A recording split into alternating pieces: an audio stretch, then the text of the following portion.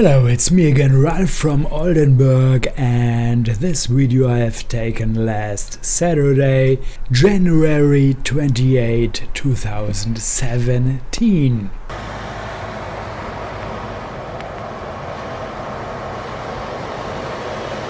What you can see here is a so-called sun dog, but do you remember sun dogs from earlier years?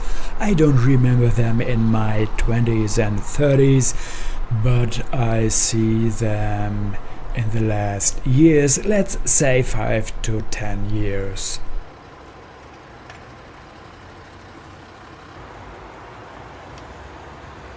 And this is a so-called halo. So what are sun dogs, what are halos? Listen to CBS 6 in Albany, New York State, and maybe they have got the answer for us. Optics, Colleen from Freehold asking me to explain what a sundog is. Well, we'll go back to graphics and I'll first show it to you.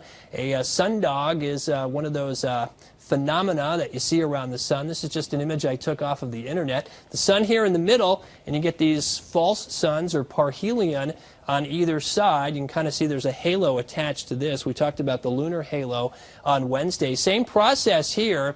High thin cirrus clouds that are made up of ice crystals that are of a particular shape, six-sided hexagons.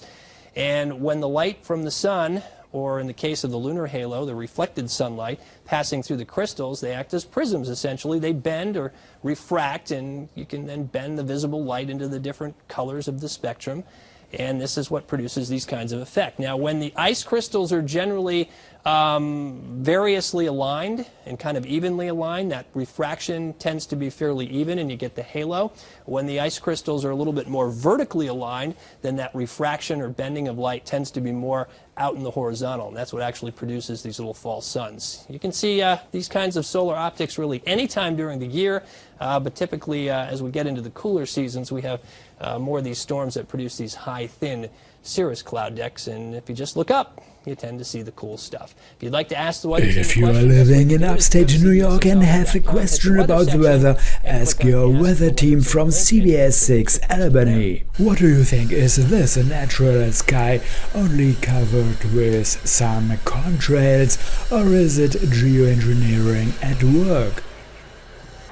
Physicist Paul Beckwith from Canada debunks chemtrails and soda. Steve Davis from the IOPC, the International Organization of Physicists, but Dane Wigington from geoengineeringwatch.org says geoengineering is a threat to mankind. What do you think?